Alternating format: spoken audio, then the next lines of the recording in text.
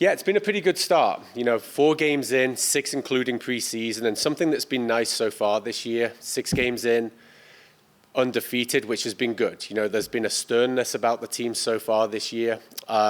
Scored in every game, that's been awesome as well, and pretty formidable at home. The 3 games we've had at home so far, I believe we've combined for 19 goals, which is pretty awesome. The goals have been kind of raining at home so far, and hopefully we can keep that attacking prowess going. So certainly a really positive start to the year. Like anything in life, you always wish there was that little bit more.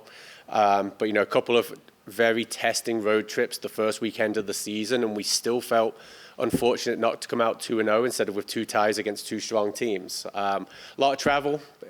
We were down in South Texas, then we were in Michigan, in Detroit, and then home. And then, we got back late last Monday night, and Tuesday, some of the team had forgot we had a game on Wednesday, so we had to remind them we actually play tomorrow. So that was exciting news for them. But it was cool to get back on Bronson and play our first game against a tough Crookston team and get a few goals. And, we challenged the team on the front end yesterday to be a little bit more efficient in front of goal. And wow, the first half was pretty awesome. So certainly a solid start to the season, and long may it continue. We got an easy one this Thursday against North Carolina. I think they've won 19 national championships, so not too bad. I think they're number 3 in the country or something, unbeaten. So it'll be a tough one, but we're excited, and our team's ready. We have a good energy about us this year. We have a really good fight and a lot of effort in this group, and we're excited to see what Thursday holds. When North Carolina became an option to schedule, what was your line of thinking? What was your theory? What did you think about getting them on the schedule? How much money can you give us? No. It's the most historic program in women's soccer. In this, to put it in the football terms, it's like going and playing Alabama. Or in 10 years' time, people will say it's like going to North Dakota. So it's really just the most historic program in women's soccer, and this is something which we just couldn't say no to, and especially our team has worked so hard on a yearly basis to climb nationally in terms of where we're ranked, where now we can play these schools. And when that was on the cards, we kind of sat the team down after practice and said, hey, we got a call from Chapel Hill today, and the looks on their face were a little bit disbelief at first, but then excitement. And we said, let's go give this a shot. Even if there's a 1% chance of getting a win, it's still 1%. Let's run with it and let's go enjoy it and give it our best.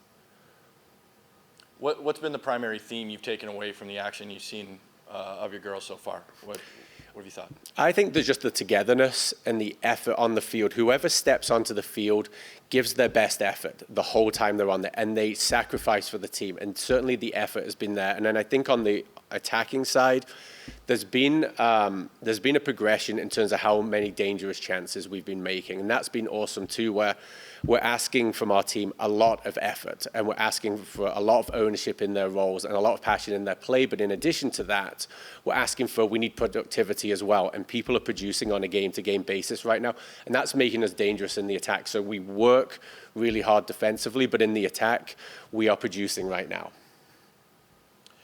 When the Summit League poll comes out, do you dismiss it? Do you pin it up in the locker room? How do you handle it as a coach? Turn it upside down.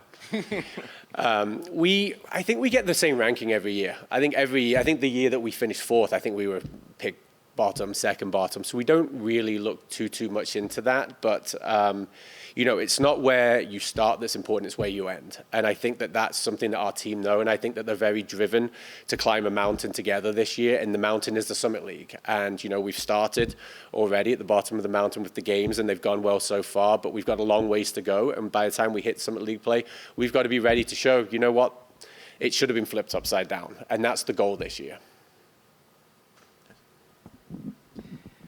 One of the things that this program has a little different look is in front of the frame. Your goalkeeper is a youngster. You've been blessed to have one kind of occupy that spot for a number of years. How's Grace kind of emerging in that role a little bit game by game? Phenomenal. I mean, she's a monster in goal. She really is. And that's testament to all 4 of them. We have 4 quality goalkeepers, and any one of them could step into a Division I game. I mean, just the development that Sarah and Sydney have had over the last 12 months, it's a fight. And Morgan Shirley's come in, and she's done fantastically well. So Grace knows she has to perform day in, day out to keep that spot because people are breathing down her neck. But she's had an incredible start to her career, and our team's still adjusting. You know, we're having to tell the team, get up the field when she has the ball, because she kicks it 20 yards further than any other goalie we see or any goalkeeper we've been used to. It's incredible. So she's providing a certain skill set that has been fantastic to add to our repertoire, and it's helping in an attacking sense. I mean, she kicked a ball out for a goal kick yesterday. She punted the ball out for the opposing team's goal kick. That's how far she can kick it. So it's a weapon, and she's just very smooth, composed. She has a presence. She's huge, and she's just very, very competent for her age. It's like we've got a senior in goal. Coach, 7 different players scored on Sunday. How important is it to have that depth, to have that production across the whole team? It's been great because there's been years where we've had people who have been picking up a lot of the weight on their shoulders regarding goal scoring. And it's been great. You know, 2018, we had a prolific goal scorer. Last year, Amy had a really good year. But sometimes it becomes easier to shut that person down. And there's been years where when we've had more weapons, 2019, a lot of people ask what we're going to do without our goal scorer. And our goal scorers are hard to come by, but what we did in 2019 was we shared the load offensively. And that seems to be the way that we're doing it this year, is we're not looking and going, it just needs to be to this one person. We have a lot of different firepower. And the cool thing is, it's coming off the bench too. And that's another great thing, is we've got people coming off the bench who are contributing with stats. And I think that that's something that's really important too, is it's not 1 or 2 people. There's a variety of ways that we can attack, and a lot of people that can hurt the opposition, and that's been pretty awesome. And how important is it to keep it going this as you go into this week against a tough North Carolina team, as well as College of Charleston too? Yeah, and College of Charleston were 3-0 before yesterday, and they were up against South Carolina, so they're a very good team too. And I think for us, it's, again, going out and continuously giving our best effort and displaying our tough mentality, our ownership in our roles, and our passion of play. I think that those are the biggest principles that we consistently focus on.